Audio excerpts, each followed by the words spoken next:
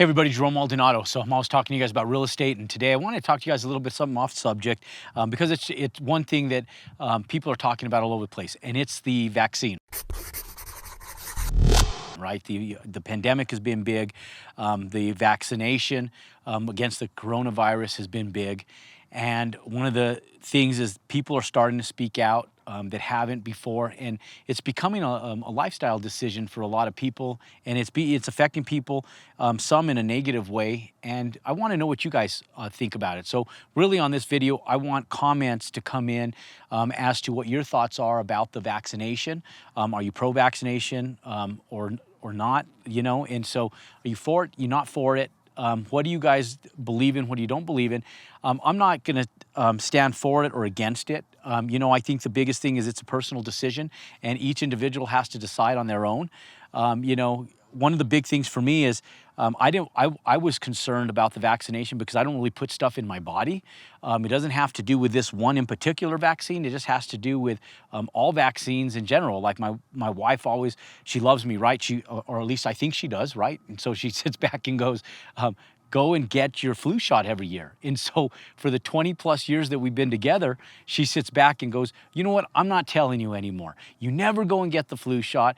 Every time you get the flu, you get super sick. Well, in the 20 some years, I've gotten the flu, I think twice. And yes, one time I got, it kicked my butt, and I had like 108-degree fever.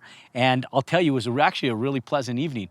I told her I don't want to go to an ER with 108-degree fever and sit in a chair all night. So I said, call an ambulance. And the ambulance came to our house. They put me in a stretcher. They took me straight in. I got a room. I got to sit down, watch TV. My in-laws took my kids, and my wife and I sat there that evening and watched movies, and they hydrated me with intravenously and brought my fever back down. And they put me on they put me on whatever they put for the flu, Tamiflu or whatever it is that you take for the flu. And so I got on Tamiflu for a couple weeks, felt like crap. And that was my experience with the flu, right? And that was the worst I've ever had it. And I've never taken the flu shot still to this day. So I just don't like pumping stuff into my body. That's just my choice, right? But do I get hated on for it? Do we go and beat people up because of it?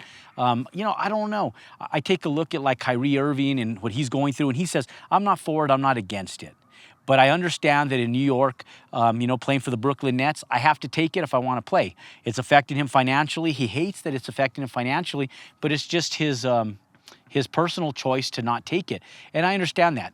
You know, my mom, same thing. She would call me and say, don't come to our house and visit until you get vaccinated. I'm like, okay, Mom. You know, and it's just their belief, you know. And so I say, okay, I don't fight with her. It's her belief. And so my big thing was look, you know, I needed to see more research. I went through pharmacy school. I understand what type of medical research is done through like the New England Journal of Medicine. I understand how to read and dissect those abstract articles and how the research articles are actually written, how they're biased based on who funds them, so forth and so on. So I'm maybe a little bit more analytical in that regards. Maybe that's what gives me my innate ability to underwrite real estate really well, is that I became slightly more analytical after going through the health science field in college. I don't know. But all of that together, I sit back and that stuff resonates in the back of my mind. And so I sit back and think, okay, are we at a place where we go back in and we just subject ourselves saying, okay, take the shot or don't take the shot? Or has there been enough research done?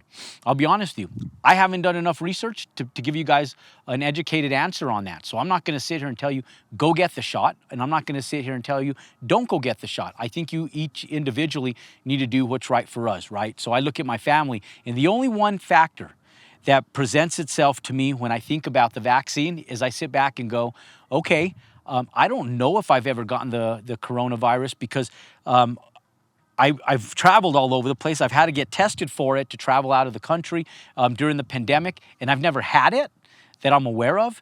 I've been sick, I think, and not even sick. I wouldn't even say I have such bad allergies and sinuses that I always feel like I'm congested to some degree almost 100% of the time anyways.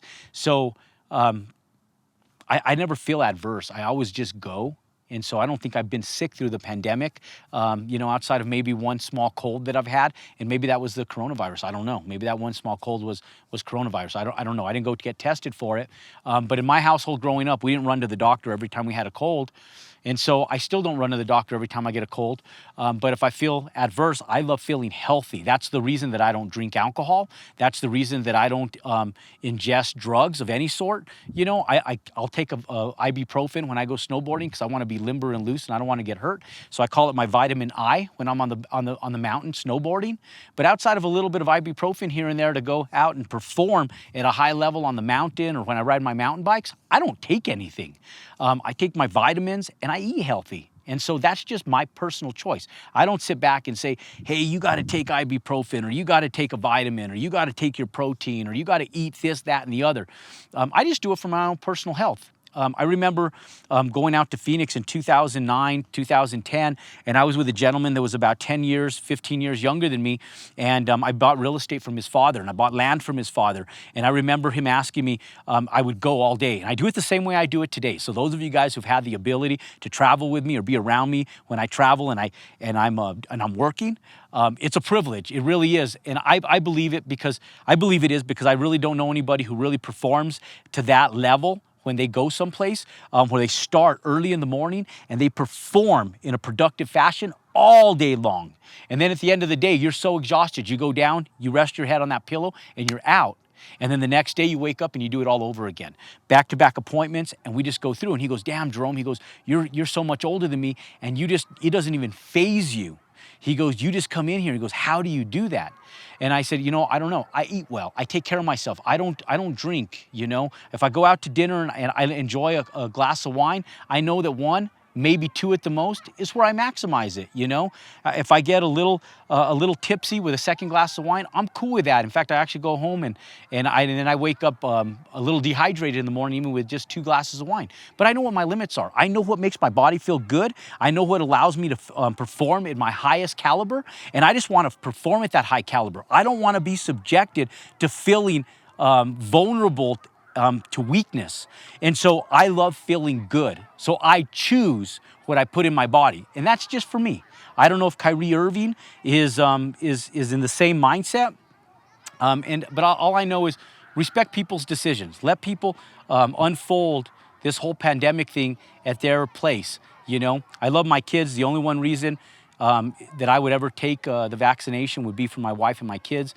But look, I'm standing here, I'm healthy, and I'm not too concerned about it. I've been able to perform at a high level through the pandemic, and I continue to perform. And so through the good grace of God, I pray that I continue to perform at that high level. Whatever you decide to do, oh, that thing got me. So whatever you decide to do, my suggestion is do what's right for you. Don't do it based on peer pressure. Don't do it based on governmental standards forcing you to do things. Look, we like going to the state fair every single year. I enjoy taking my kids down there.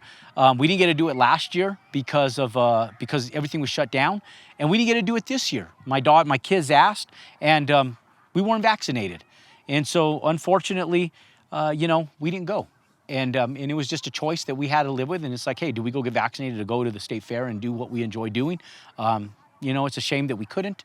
But it is what it is, right? I respect the decision of the state for doing that. I'm not going to fight with them. I got bigger fish to fry, and my choices remain my choices. And I just do what's right, what I feel is right for me. And it isn't based on the pandemic. It's based on my life choices and what I do with absolutely everything in my life. And so I just encourage you guys to stop fighting. It's not worth fighting about, and just do what's right for you.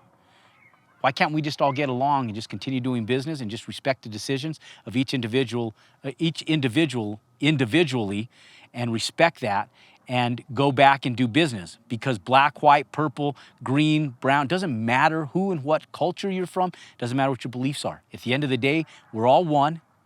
Let's work together because we got one thing in mind. We got to keep this world moving. So just make your decision and let's work together to continue parlaying forward. And that, ladies and gentlemen, is how you go out and make a difference in this world. And that's how you continue compounding your success.